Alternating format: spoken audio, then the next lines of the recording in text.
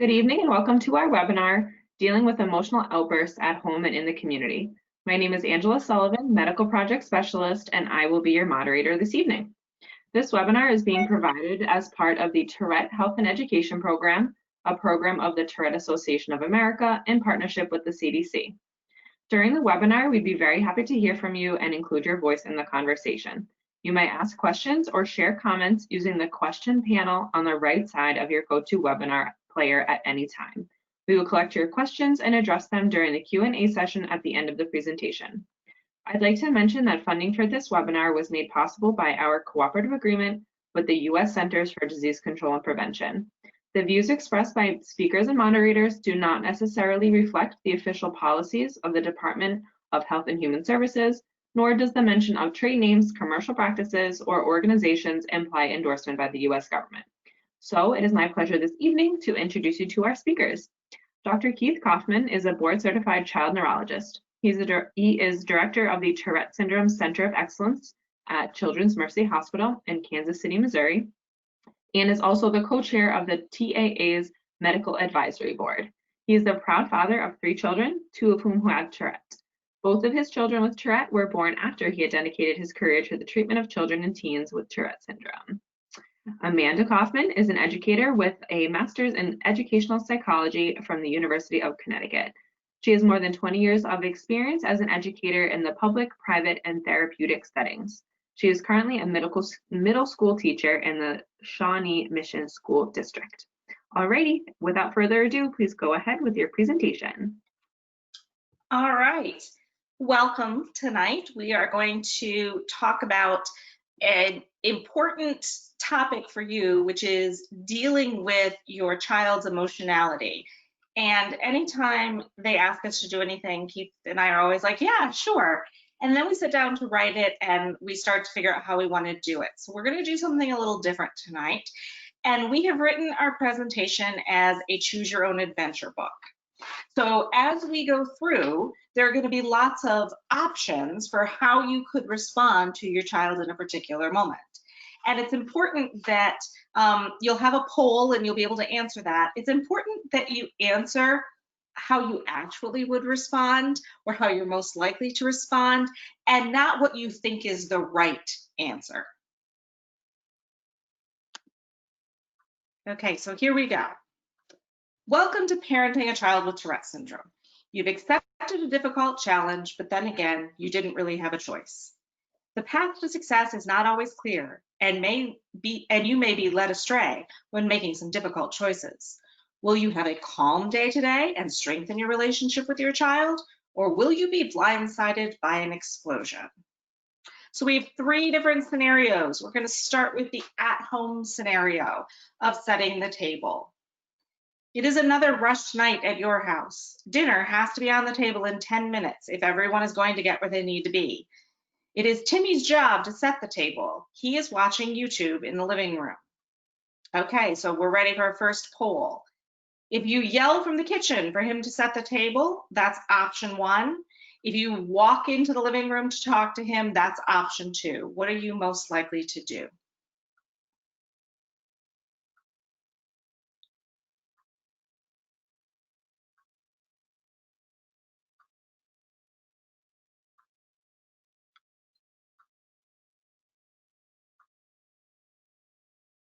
Alrighty, we'll give everyone a few more seconds here. It looks like just about everyone has voted.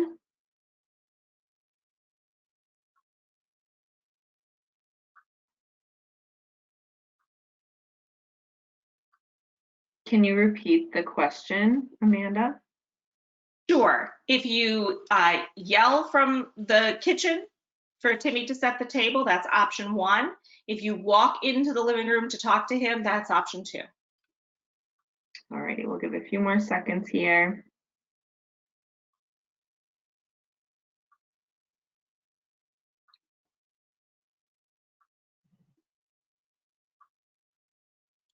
Alrighty, it looks like option 1 is the winner. Okay. That makes sense, because that's probably what I would have done too. Okay, you're stirring a sauce and don't want it to burn. You yell from the kitchen, Timmy, time to set the table. He yells back, okay, Mom. Minutes passed, no sign of Timmy. If you yell again, that's option 1. If you go into the living room, that's option 2.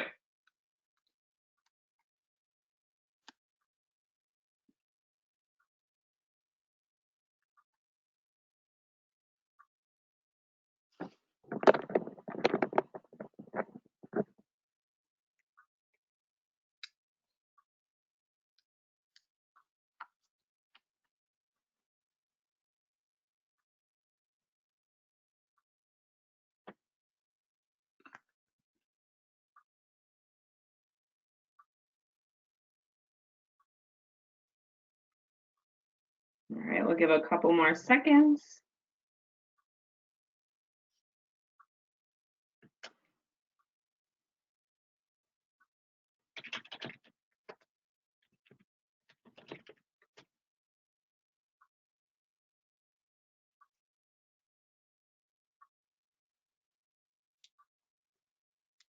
All right, it looks like option 2 is the winner here. Okay. So this time, you're realizing that yelling isn't working for you, so you walk into the living room to address him. So you walk into the living room and you see that Timmy is still sitting and watching YouTube on his phone. So you've yelled for him twice and he's done absolutely nothing. Okay, so option 1 is you take his phone so that he will listen to you. Option 2 is you ask him to pause his video. All right, launching again.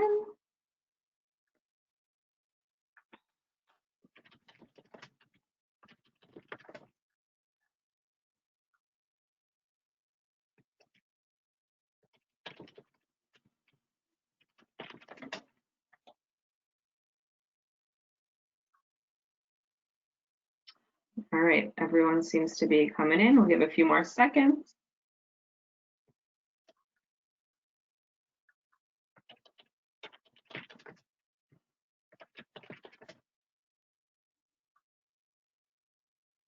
All righty, it looks like option 2 is the winner here. Okay, so you ask him to pause his video. Good job, because if you took his phone, what's going to happen? Explosion. All right, so you say, can you pause your video, please, and look at me, you ask. Timmy lets out an extremely dramatic sigh and rolls his eyes, but pauses the video. I need you to set the table so we can eat. I only have like 2 minutes left on this video. Okay, as soon as it's done, please set the table. Timmy finally sets the table. By this point, you already have dinner on the table and the rest of the family is waiting. However, if you chew just a little faster and talk just a little less, you will still have time to have dinner as a family. So this is an explosion that you have managed to avoid in this moment. So some of the things that helped you to manage to avoid it is, number 1, you realize that yelling wasn't helping. We don't always realize that in the moment. We tend to think things like setting the table is his chore. He knows what he's supposed to do. He knows what time it is. If I tell him to do it, he should do it. In all likelihood, he probably didn't hear you or simply tuned out what you were saying. So you go and you talk to him. And there's the idea of having that respect for your child that we expect them to have for us. So if I'm in the middle of doing something, I expect that they either wait until I'm done or ask me how long I need. Okay, so they should be able to expect the same from us. How much longer do you have on that video? And if it was 20 minutes, then it would be, well, you'll have to come back to it later. We need to set the table now. But 2 minutes we can handle. The idea that you win is because you accomplished your goal. Your goal was to get the table set. It didn't get set immediately. It may not have gotten set in the time frame that you wanted. It may have taken more work than you expected it to, but you won because you reached your goal. Okay? Some ways that you can lose along this path to greatness here. Okay? If you start to lose your own cool, okay? If you find yourself continually yelling for him to do something, and you start to lose your own cool, and you start to react in the way that you're getting the reaction from him. So he yells at you that, I'm just finishing this video. If you throw down your spoon and march into the living room, and remind him that he has obligations around here to this family, then that's where you're going to end up. You're going to end up with an explosion. It's very interesting just some of the language that you use with your child that can really make a big difference. Yeah, so if you make the language about sort of what you need as opposed to what he or she needs to do, because it's very likely that Jimmy doesn't think that he needs to set the table. He knows you would like him to set the table, but if you make it about him, say, this is your responsibility, it's just going to further frustrate, right? And the other thing that is critical in these situations is if you start to see your child escalate either by volume or by tone or clearly getting irritable, the natural response is to match that, right? You're thinking in your brain, you're not going to talk to me this way, you're not going to act this way, and that's just going to further perpetuate the problem. So as difficult as it is, as counterintuitive as it is, whenever the child starts to escalate or get more aggravated, what works incredibly well is you as the parent get quieter, speak slower, speak more softly,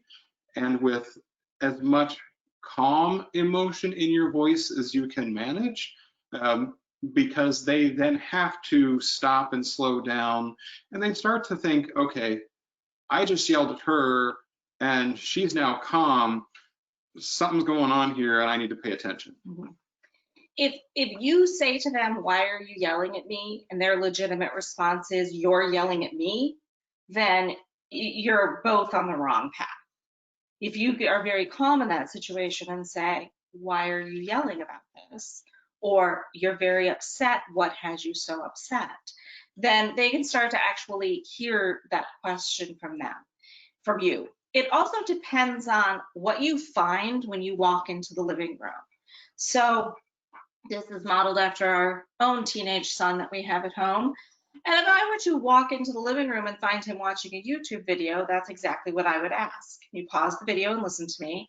How much longer do you have on it? This is what I need you to do. If I were to walk in and find him in what we call his cocoon position, wrapped up with a blanket with his head under it, that would be a clue to me that he is already about as stressed as he can be.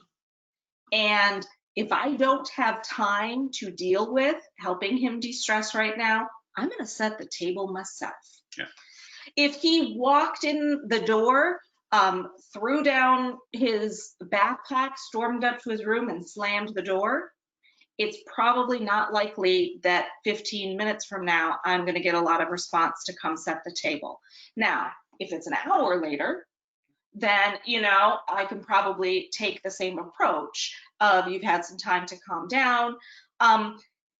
Really good language to use is a can you even though statement. Can you set the table even though I can see that you're very upset? So, you're asking genuinely, can you follow through on this thing that you are supposed to do right now? But you're acknowledging that there's more going on. So you're not just ignoring the situation that you're seeing. And it's difficult sometimes as parents to acknowledge and respect the fact that our kids can get as stressed or more as we can. We don't typically think of kids as, leading stressful lives or having stressful situations. But what we know about kids, teens with Tourette, is that they are incredibly emotionally sensitive. They overemphasize the emotional impact of situations. They frequently internalize emotions that the rest of us would just let go, because they sit and they ponder on them and they worry about them. So you have to really figure out the clues that your child gives you in terms of recognizing what he or she does when they're stressed. So this emotionality is real. You're not making it up. Your child does respond differently from other children to given situations. Like that's actually true in what you're seeing. So we're trying to find ways to help you and your child deal with that so that you don't reach these big explosive moments of not being able to handle their emotions at all. Okay, we have 3 scenarios tonight, all taken directly from our own lives. In all of them, I've written them from the mom's point of view because I am the mom. That doesn't mean that Keith doesn't experience the exact same things. We have time at the end. He will tell you the in-depth conversation he had about defining what is and is not a water bottle so that they could leave on time for volleyball practice. And that's the thing to keep in mind in each of these scenarios and in all of your interactions with your child. What is your actual goal? And what do you need to do to reach that goal? So if you are finding yourself, walking on eggshells and not leaving the house and not doing things because you don't know how they're going to react, then you haven't made things work. There are some nights that, yeah, I would just set the table because I can see my kid is already overloaded. But that's not most nights. Most nights I expect you, it's can you even though. So keep in mind, especially in this scenario, what is your actual goal? Okay, so you are out shopping with your daughter. So far, this has been an easy shopping trip, but you can know it can always go south quickly. She needs some long sleeve shirts as the weather is turning colder. Long sleeves can be a minefield for her. It has to be just the right length, not too short, not too long, not too tight, not too loose, not too soft, and definitely not scratchy at all. You can tell that she is just about at her limit for trying on more clothes. She puts on the last shirt you hand her, and miracle, it fits and feels perfect. I love this shirt, she declares. I need it in blue. Blue is my favorite color. You go back to the rack and look. They don't seem to have blue in her size. You ask the salesperson. Nope, no blue in her size. You see the tears start to well up in her eyes. I have to have it in blue, she says. You can tell she is about 5 seconds away from complete meltdown, complete with tears and sobs. You take her hand and you look into her eyes. If you say, calm down, choose option 1. If you say, I'm so sorry, choose option 2. Alrighty, I'm gonna launch. So calm down is option 1, and I'm so sorry is option 2.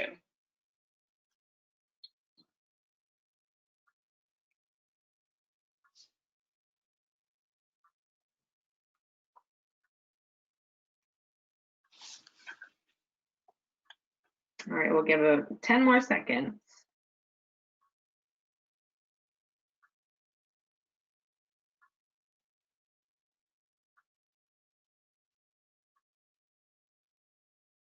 Alrighty, it looks like option 2 was the winner. Okay. So you say, I'm so sorry. Good, because if what you say is calm down, you're giving a directive. And when was the last time you were upset and the words calm down actually helped you? Okay, so you look her in the eyes and say, I'm so sorry. That is enough for the tears to start to spill down her cheeks. I know how hard it is to find shirts that feel right, and it's so disappointing when they don't have the one you want. She nods. See, here's how I see the problem. This store doesn't have that shirt in the color and size you want, so we can't get it here. What else can we do? She pauses and takes a deep breath. We can look in another store, or I can give up and just go naked, but I don't want to shop anymore. Well, I'm going to veto your idea of going naked. We could look at another store, but I agree with you that I'm tired and want to go home. Would you like for me to look and see if I can order it online, or do you want to choose another shirt in this store? Or maybe that shirt in green, okay? So now you have turned it onto her. And that can be very difficult too, because making decisions when you're upset is very difficult. But if you think your child is going to choose to look online, that's option one. If she's going to choose to look for another shirt, that's option two.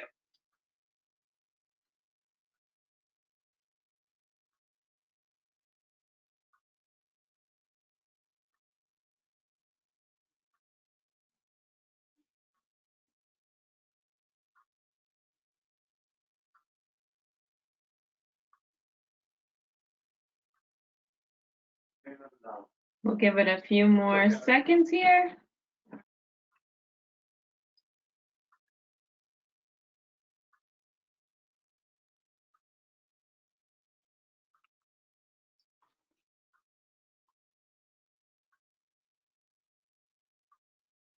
Alrighty, it looks like just about everyone voted, and option one is the winner. Okay.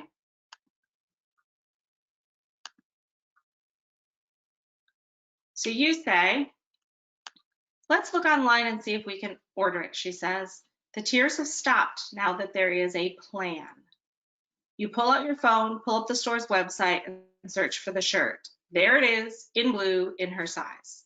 Look, you say, I got it. It will take about a week, but we can have it sent right to the house, no more shopping. Ooh, it also comes in purple. I didn't see purple here in the store. Can I have it in purple too, she asks. 2 shirts, no more shopping? You bet, you win. Okay, so I don't know why you guys are at this webinar. You're so good at this. So being able to empathize with your child and at least say, I understand that this is upsetting to you can be really powerful. Framing it as a problem. Here's the reality. I can't make a shirt appear that doesn't exist. Here's the problem that we're seeing. They don't have this shirt in that color in this store. We can do a different shirt, a different color, or a different store. What do you want to do? And I love online because that means that we are done shopping for the day, okay? But let's go back and look at a couple of ways that this can go wrong for you, okay? So let's start by telling her to calm down, because sometimes you're just done with it, right? This is not a big deal. It's a shirt. Why are you crying? So you take her hand, look her in the eye and say, calm down. You see her take a shaky breath. You don't understand, she says desperately. I tried on so many shirts today, and this is the only one that felt right. I have to have this shirt. She's getting increasingly loud and tears are running down her face. Okay, so you can say to her, take a deep breath, you know, isn't that great when we try to help our kids use a strategy in the moment? So take a deep breath. You say, take a deep breath, use a strategy. It's not worth crying over. She begins to cry harder. I can't breathe. It doesn't help. It's just blowing air. Breathing isn't going to get me that shirt. I have to have that shirt. She is now in full freak out mode. People in the store are starting to stare. You see a manager heading your way. Okay, so that is how quickly this can go south. And I know this because this used to be my reaction to this. I do not have the same sensory issues that my daughter has, so shopping with her is hard for me. I don't understand why her shoes have to be 2 sizes too small, and I will not pay for shoes that are already too small, because I don't understand why them being that tight on your feet actually feels better. So this used to be me, you know? It's not a big deal. It's not a big deal. It's going to be okay. Take a deep breath. And I can't tell you how many times I have heard that breathing is just blowing air, that it's not doing anything. That's what she would tell us constantly.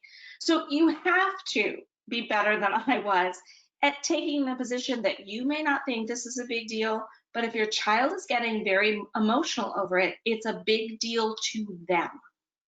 So you need to treat it like the problem it is for them, even if in the overall scheme of life, it's not that big of a problem. And so we'll talk about sort of the neurology of why this is a big deal, right? So there's a few different things here. One, the sensory hypersensitivity or sensory challenges that kids with Tourette have are not something that are in the criteria for Tourette, but they are one of the most common issues that I, as a neurologist, see in folks who have Tourette. And they can often lead to these extraordinary stressful situations because they really perceive the sensory input in a different way than folks without Tourette. The too loose, too scratchy, too tight is real for them. And no matter how many times they try to have it not feel that way, their brains won't allow them. So they are feeling overloaded by the sensory input. So that takes it one issue. And then it's the whole, absolute yes or no, black and white, best or worst, right? And that really is anxiety talking, maybe a little bit of obsessive compulsive type behavior, both of which are highly prevalent in folks with Tourette. So you then have it that it is the absolute right choice and everything is wrong about any other choice. So the idea of picking a different shirt or the wrong color of shirt is just, one thing after another, building to the point where they cannot make a decision. And the third piece is really the paralyzed by indecision. And this is something that many folks with Tourette have because they're afraid they're going to make the wrong choice. And if they make the wrong choice, it will be wrong forever and it will be terrible and awful. And how could you let me make this wrong choice, Mom? I thought you loved me, right? And you can very quickly see how buying clothes can turn into everyone's worst nightmare when you stack all of the layers that many folks who have Tourette have to deal with every day with something as simple as trying on shirts. Or ordering in a restaurant. It is very difficult for our daughter to order in a restaurant she's never been in before because she doesn't know what any of their food tastes like. So how could she possibly decide which of the many things on the menu she might want to eat? And her question is always, but what if I don't like it? If I don't like it, I'm stuck with it. And for her, that means that she's either going to have to eat something disgusting or starve. So I can tell you that being quarantined in our house has been the best thing for her because we only ever order online. You take all the time you want to make your decision. No waiter is standing there waiting for you to decide.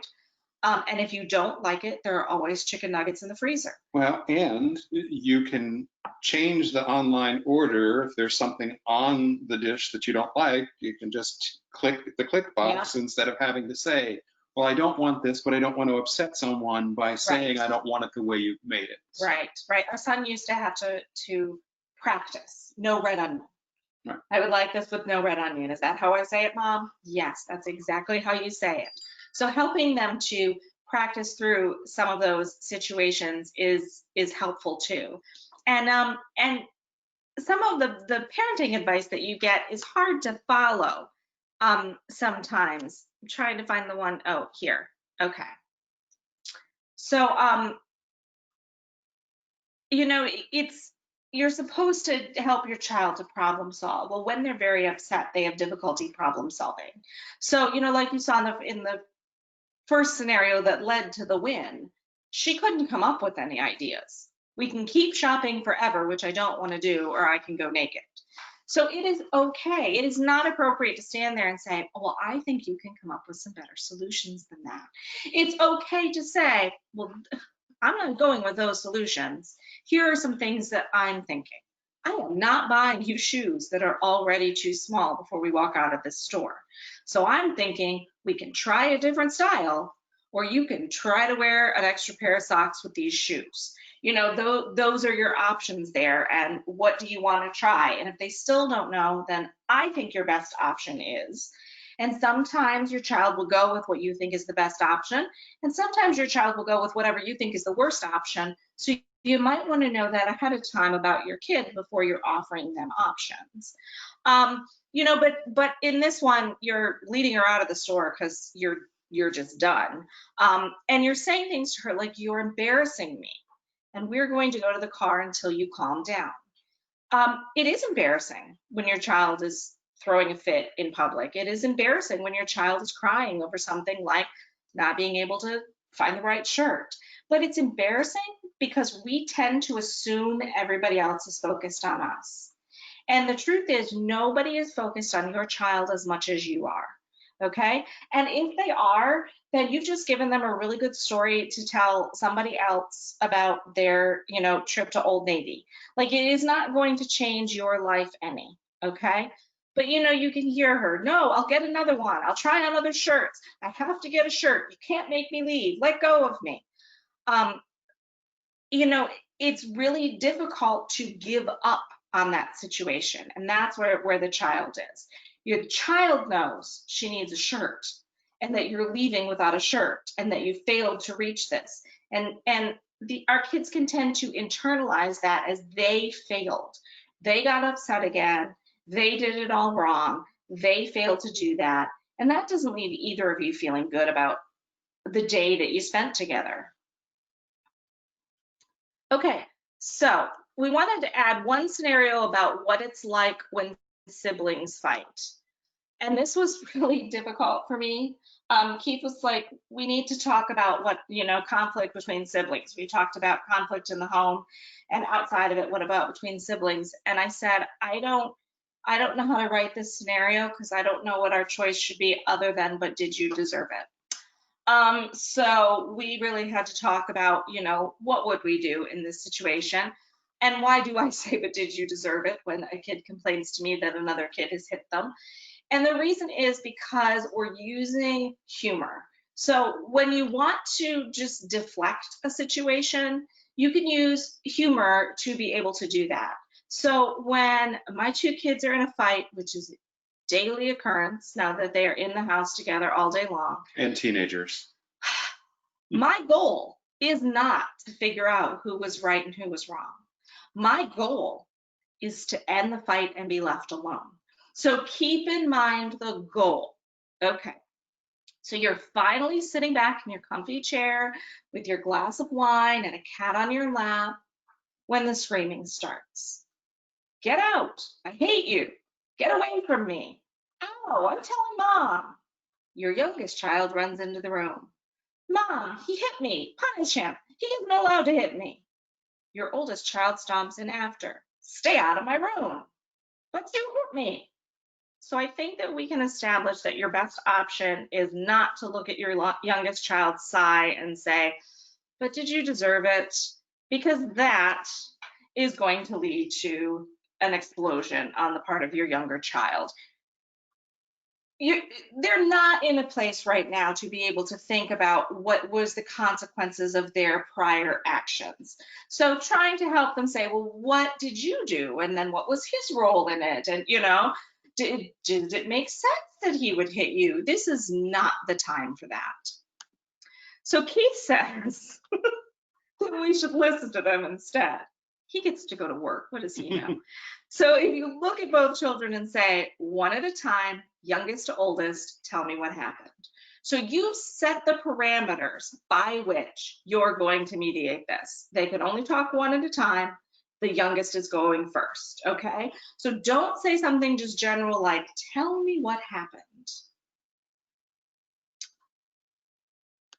Okay, younger child. He hit me. I went into his room. Older child, that's the problem. You aren't allowed in my room. Younger child, louder. I went into his room to ask a simple question and he just hit me. I'm gonna have a bruise. You say, did you hit him? Older child, I lightly tapped him. He's such a baby. Younger child, I'm not a baby. You're bigger than me. And besides, hands are not for hitting. Right, Mom? Well, Mom, what are you gonna do? You've heard the story now. If you side with your older child, who has a right to privacy, and the little one is a whiner, turn to page 31, or no. Choose option. Choose option 1. If you side with your younger child, hitting is never a solution, and the big one can be a bully, choose option 2.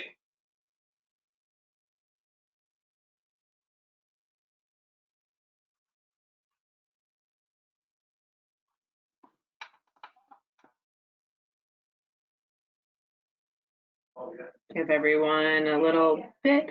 I just want to tell you that we had a comment. Someone said, wow, they must be recording things in our household, LOL. So we will speak to that towards the end. And anyone who's asked a question, we'll get to those at the end. And if we aren't able to get to everyone's questions, we will address them separately. Give everyone a few more seconds here.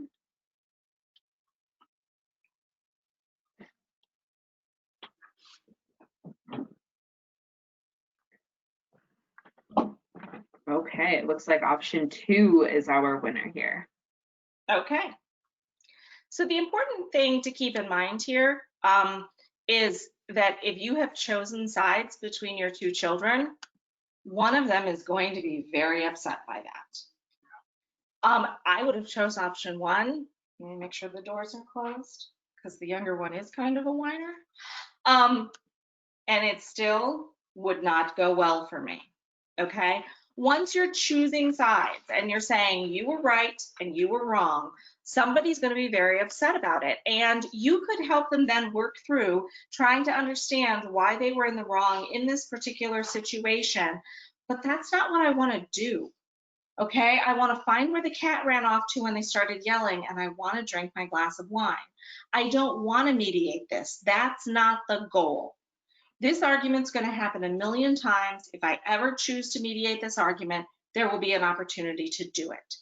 So what I'm going to use instead is humor to diffuse the situation. And this is the strategy we actually use. Frequently. Okay? Time out, you call. This is not how we speak to each other in this family. Address your comments to each other, not me. And you must start each sentence with, "Dear darling brother." "For real?" oldest child asks. "Dear darling son." "For real." You had a bad British accent for good measure. Okay, so now one of two things is going to happen. Your oldest child is either going to roll his eyes and walk away, okay, or they're going to play along. So if he rolls his eyes and walks away, "You're crazy," your oldest says. "Yep," you respond. "How do I not do that?" he asks. "Apologize, accept full responsibility, and forfeit your right to be heard on this matter," you answer. "Whatever," I roll. "I'm sorry, I shouldn't have hit you. Stay out of my room." He turns and walks away. "Are you going to punish him?" the youngest asks. "No, he apologized, and you know you aren't supposed to go in his room." "Yeah, I know. Does your arm hurt?" "Not really." He turns and walks away as well, and you sip your wine in peace, okay? You have won.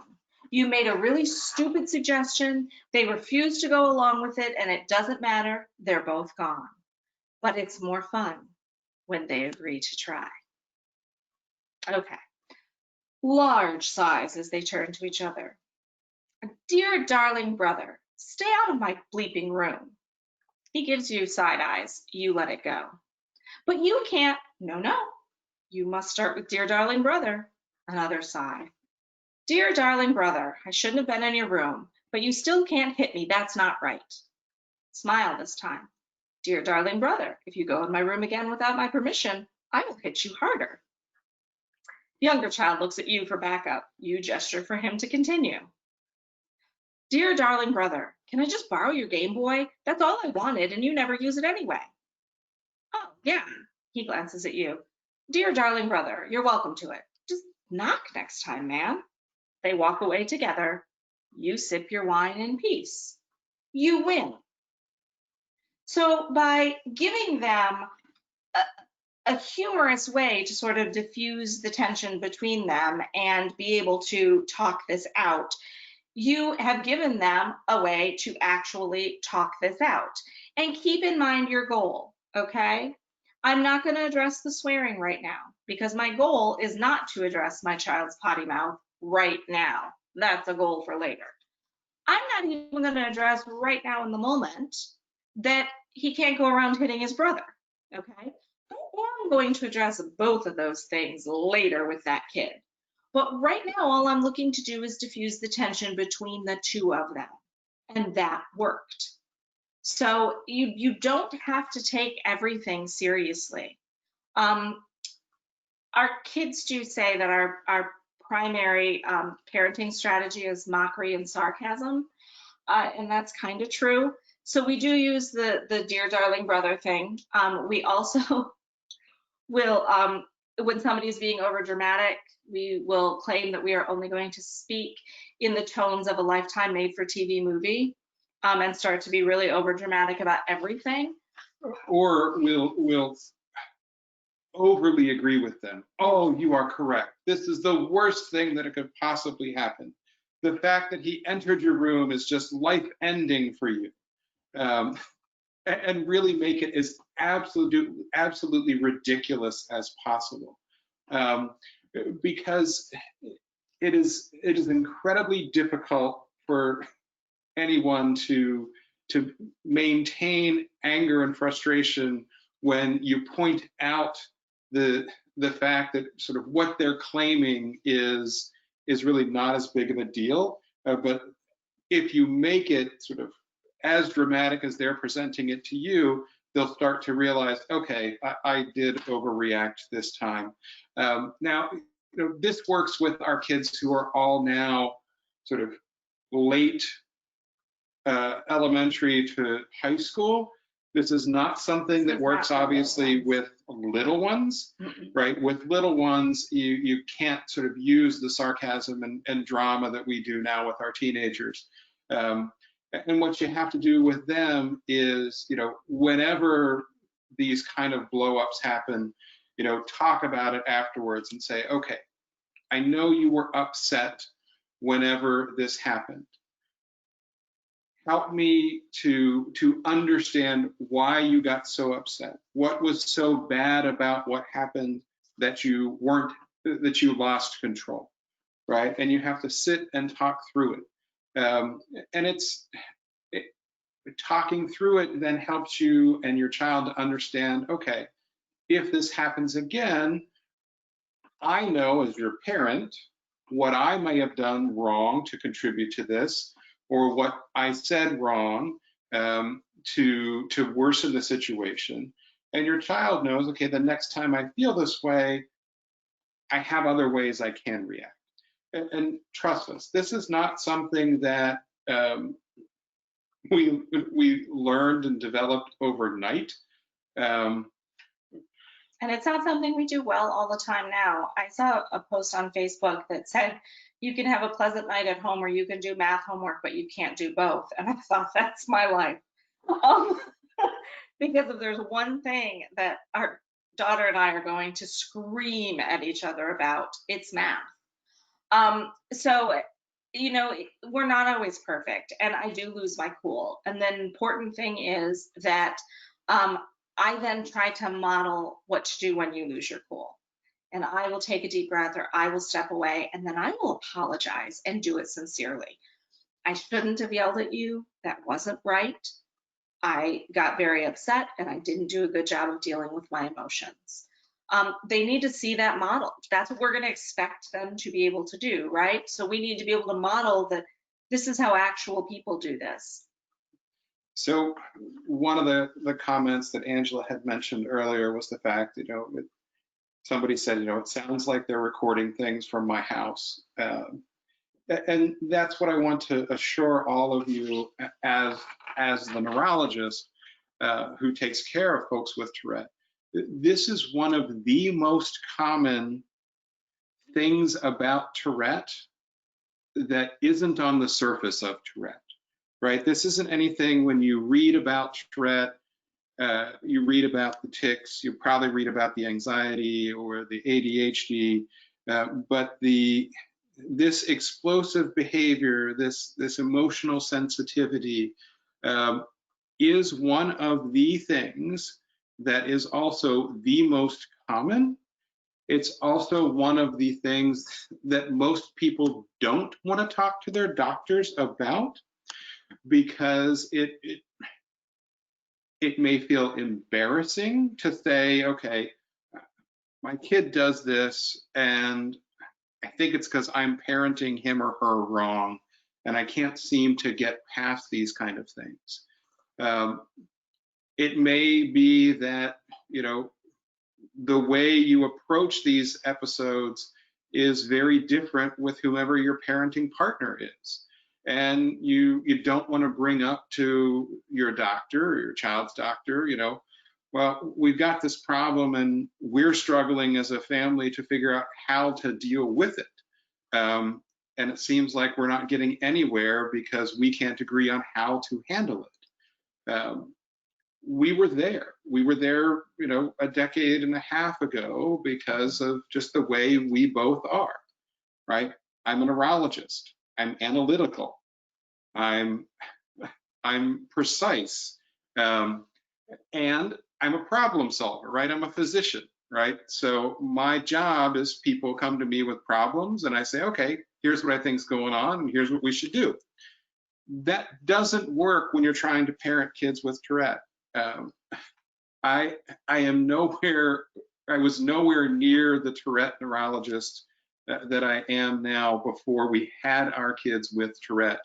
Our oldest daughter tricked us into thinking we knew what we were doing. She does not have Tourette. She was very verbally precocious. She would tell us in full sentences before she was 2 what she thought, how she felt. If she didn't like what we were saying, she would say it right to our face. So I gave this example earlier today when one of my colleagues was talking about her daughter who is giving her a handful right now and is difficult to manage. And I said, you know, well, let me give you an example of you know, how it could be, which may not be better. Our oldest, when she was a toddler, I asked her to clean something up that she had been playing with, and she looked me square in the eye and said, Daddy, I'm sorry, I just don't have that choice in my heart, and walked away.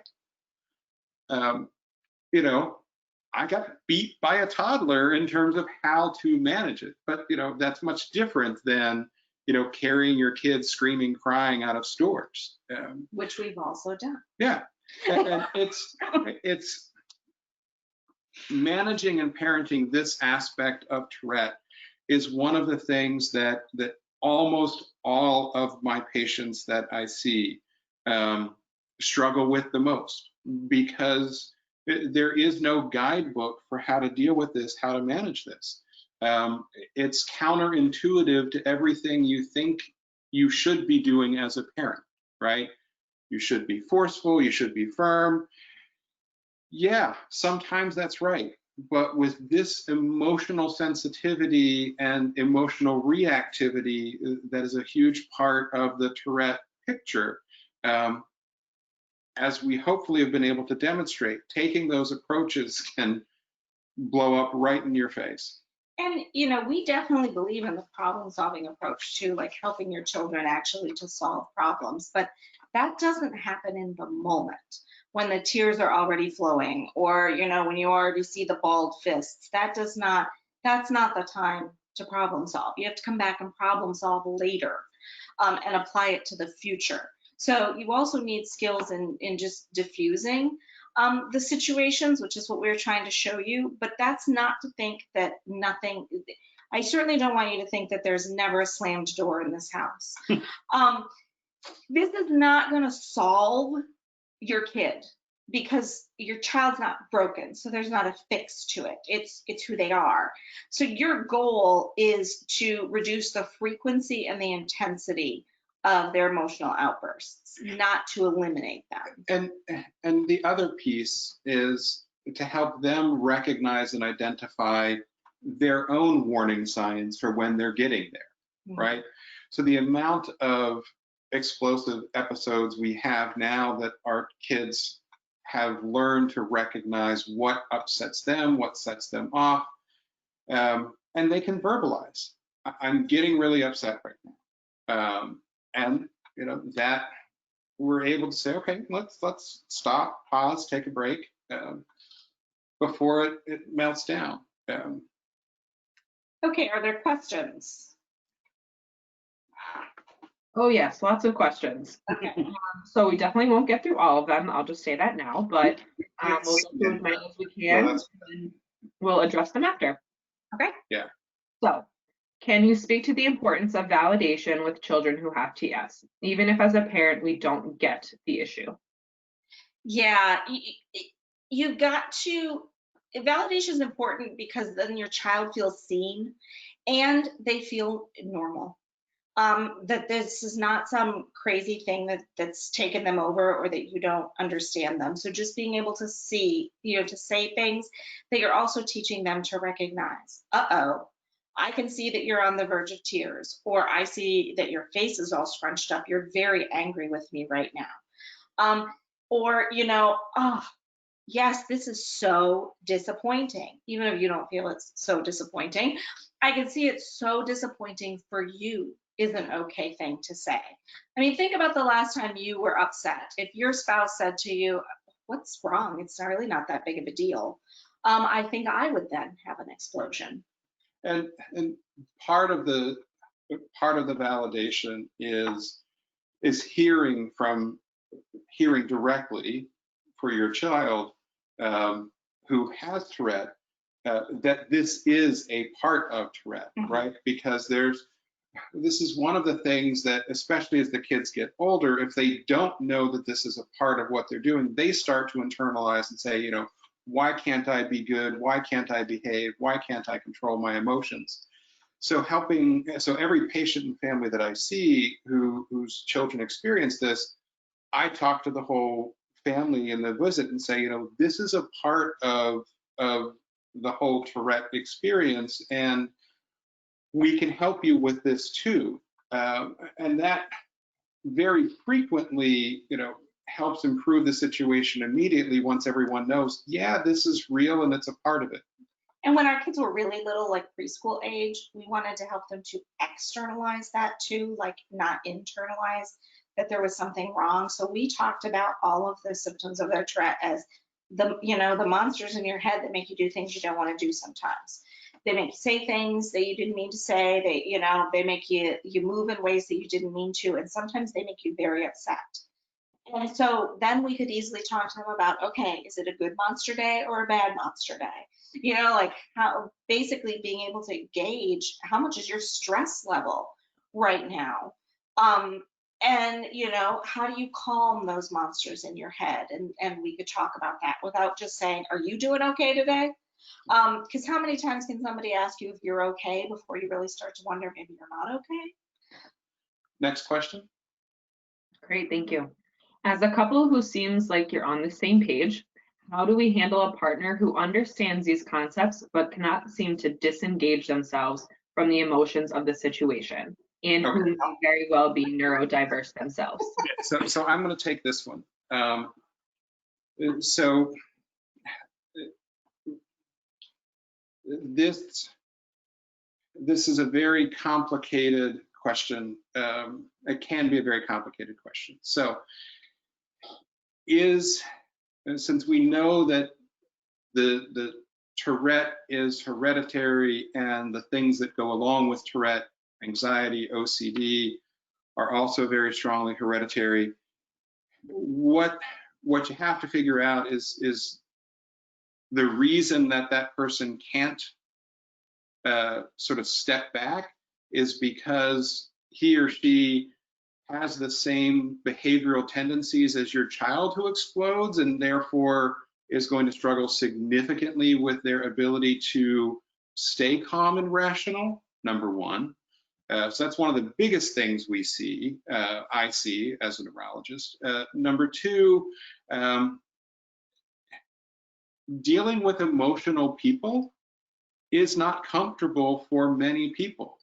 Right, so to be able to deal with an emotionally intense person can, for some people, be very exhausting. So that could be it. And then three, they just may have never been taught how to de-escalate situations. So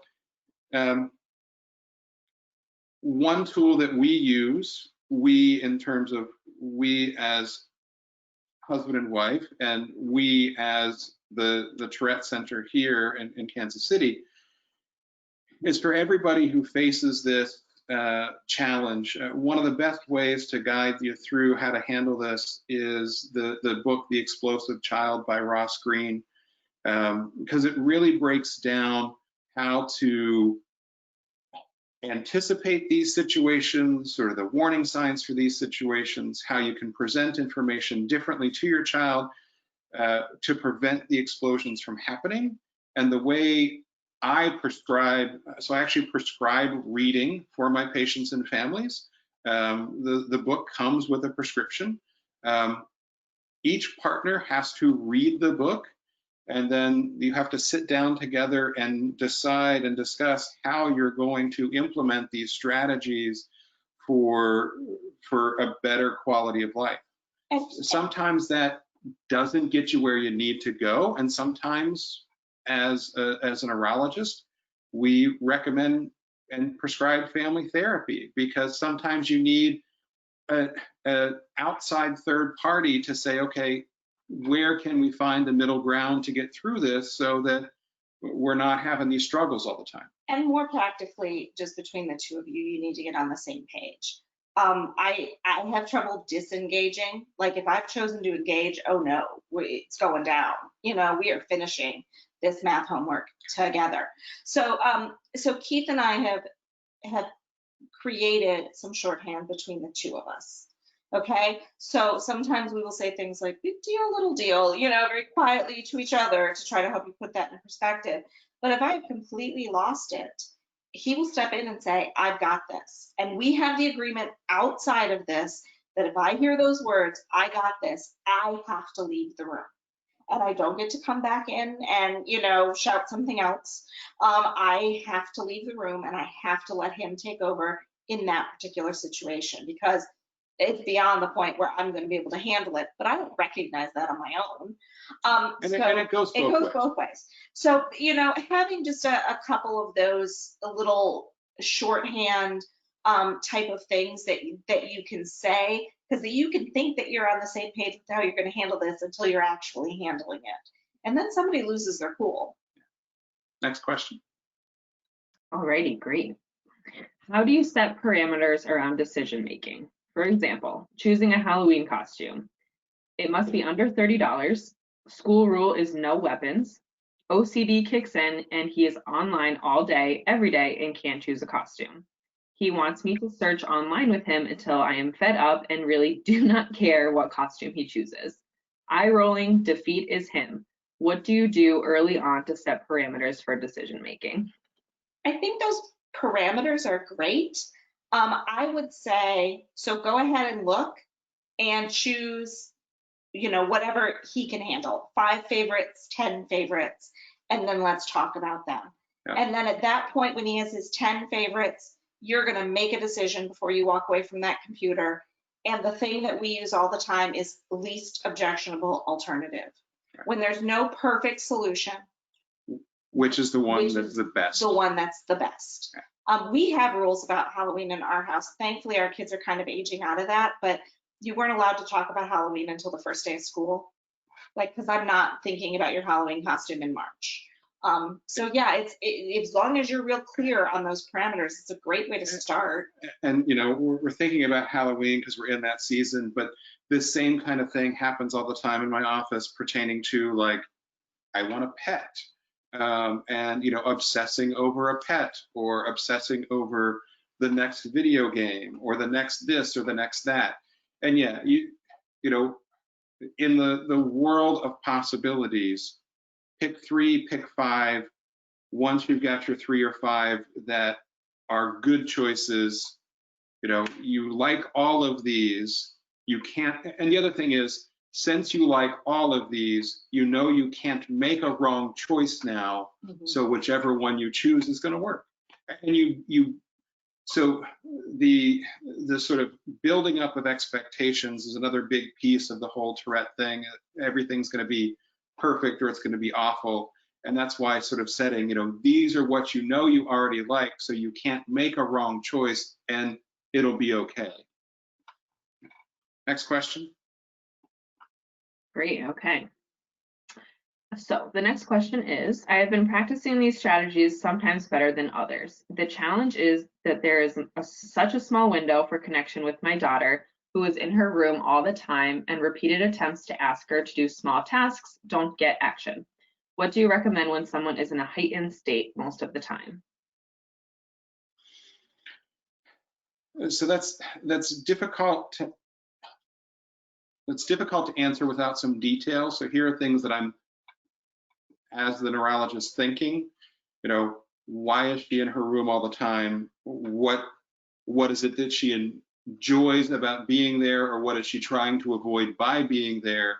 And what is it that, you know, sort of drives that motivation? If it's just simply, you know, I can't tolerate being around the rest of you, right? I hear this a lot. I can't tolerate being around the rest of them.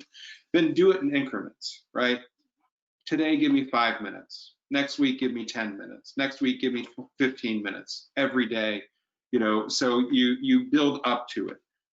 So that's the way I would, you know, without knowing more, it's the best way I would try to tackle that one. And if somebody is in a heightened state all the time, maybe that's something that needs to be addressed. I mean, Keith is a doctor and he's never going to say this because he doesn't want you to take it as medical advice, but our kids are on medications for anxiety and depression. And therapy is wonderful. Mm-hmm. Yep. But yeah, I can't officially give legal issue, licensing, state laws, right? Okay. Next question. Okay, I think you briefly touched on the family therapist piece, but is a marriage/family therapist or cognitive behavioral therapist or any type of support beneficial for these kids? My son won't talk to anyone except me about anything, not even his father, teachers, etc. And I don't claim to be the best support. That's a lot of pressure on you, like to be the only one. But so hard. so when we think about that situation, okay, that situation is the perfect situation for family therapy because two members of the family are already talking about the stressors, and two members of the family are already comfortable talking about the stressors. So as you guys continue to talk about those stressors, the family therapist is going to say, okay, let's you guys talk, and then as we get further, bring in the other members of the family who aren't involved in this conversation. And a situation like that is much better than cognitive behavioral therapy because CBT really focuses on the person alone who has the issue, as opposed to how to make the whole family unit sort of better understand what's going on. That's a great question. Yeah, and if your kid is really motivated to change something, like, you know, our son didn't want to be so angry all the time, so he wanted to see a therapist, so we found him one that made a huge difference. Our daughter also went to therapy for a while, and we thought she benefited greatly from it. She tells us now she didn't think it was worth anything, and she wouldn't go back. So it is kind of a personal thing. I think that family therapy is really helpful because it's not just one-on-one, I have to talk to the stranger, where you really have to get the kid to agree to do it. It's really not always focused on them and more on the dynamic between all of you. Great, thank you. Well, we have an interesting question. Can I send my kid to live with you for a little while? How old's your kid? I'm willing to do a trade. No. He's been at home with our children since March. So this is a very common question that I get in my office because we, you know, I've been taking care of folks with Tourette for 17 years now, and we're raising two kids with Tourette. And what I can tell you is we've been where you are, where you think you want to send your kids somewhere else to live. You can get where we are, where we, other than COVID, love being with our kids. Now that you've got sort of some more tools and ideas on how to approach it. Yeah, I tell folks, whenever I meet patients and families for the first time who are going through this aspect of Tourette, I use the following two phrases. Parenting a kid with Tourette is industrial strength parenting. It is parenting beyond your wildest imagination, and it is absolutely positively exhausting. For those who are more sort of academic, nerdy kind of people, I say, you know, parenting a kid with Tourette is advanced placement parenting, right? You have got to be sort of constantly thinking about every other idea on how to get through it, because there's no cookbook. And yeah, you can get where we've gotten to now that you sort of heard some strategies on how to do it. But yeah, the struggle is real. It doesn't just get better, but you can make it better. The thing to focus on though is your reaction, because we always want to change their behavior or change how they're acting. And as much as we can say, you know, well, I can, you know, you won't talk to me that way. Well, yeah, they will. Like, there's not a whole lot you can do about that. You can't change their behavior. You can hope to affect their behavior by changing your own behavior, or at least affecting your sanity by changing your own behavior. Great, thank you. So there's quite a few questions in here that are pretty specific, so I might table those and send them to you guys after the fact. Okay. But let's see, would you guys have time for just one or two more questions? Yeah, that's fine. Sure. Okay, let's see. All right. Can you talk about the balance between holding boundaries/discipline for unacceptable outbursts, aggression, or hitting, and protecting their self-esteem so they don't think I'm a bad kid? So the thing that I tell schools when I work with them over kids that have behaviors is that you can punish when they've done something that would get them arrested outside of the school. So that's what we do in our home too. You can scream at me all you want. You know, you can call me an idiot and I'm going to try to stop and think about what I just did or said that you thought was really stupid. Like, because some of that is communicating things. But if you're destroying property, if you're hurting other people, if you're hurting yourself, like, I can't just let that go. I can't pretend it wasn't anything. Yeah, and that's, you know, from a medical standpoint, you know, when I, as the neurologist, those are the kind of questions that I ask. If people are getting hurt, if things are getting destroyed, that is beyond what is safe, and that requires another level of intervention. Because, you know, you have to make sure, as a physician, I have to make sure that people are safe. So yeah, if things are getting broken, people are getting injured, that's where you draw the line and say, we need another level of intervention because we're not safe. Mm-hmm. And in our case, like, it's definitely happened. I've been hit, things have gotten broken in our house, it's happened. But usually with our kids, they have realized that act has crossed the line. You know, when they hear the vase shattering, like, they get that was over the line. And so that's where, you know, you stop. I usually say, I need you to go to your room because I'm too upset to deal with you right now. But then we work on it more from a restorative justice point of view. You know, you broke this, you're going to have to clean it up. You know, what does it mean that it got broken? I'm very upset about it because of this. You know, how do you make that up to me, or how do you make it right? And you can't always make it right. So, you know, what does this tell us about the future? Like, we try to stay away from this is awful that you did this, but also not this is just something that happened. It is something you did. And when we mess up in life, the bigger we mess up, the bigger we're going to have to try to fix. Alrighty. All right, we'll take one more question. So how do you manage a child who blows up because you are speaking wrong? Okay. Find out what you're saying wrong and don't say it anymore. Yeah.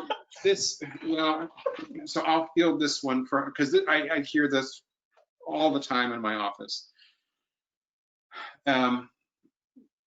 So when things are either said right or said wrong, that's usually an indicator of an obsessive compulsive kind of process going on.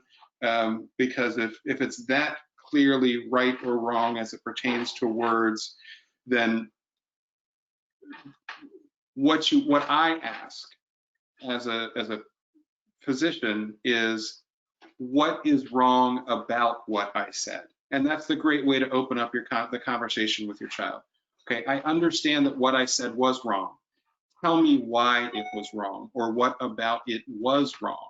Because then you gain a ton of insight into knowing, okay, is this, and then you have to process, is this a rational reason for it was wrong?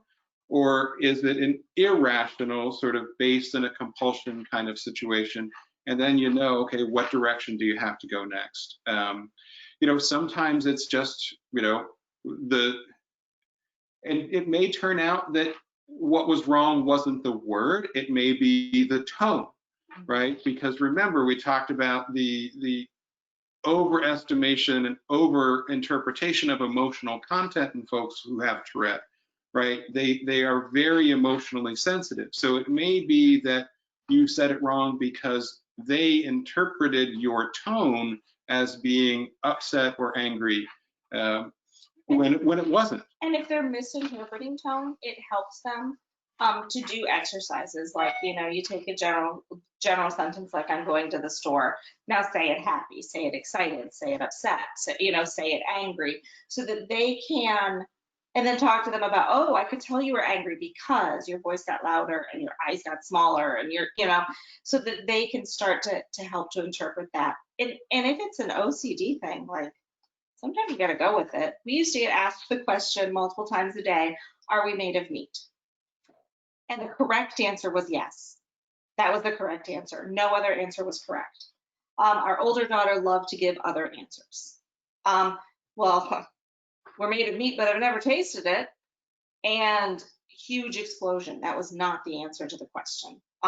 So, when once we found out the right answer, we just gave it every time we were asked, and then the conversation could move on. And it eventually burns itself right, out. and it eventually went away. So, the other thing I try to keep in mind is that not everything is a big deal. I try not to borrow problems from the future. So we hear a lot as parents, he's going to have to someday. Well, if someday isn't today, then I don't care.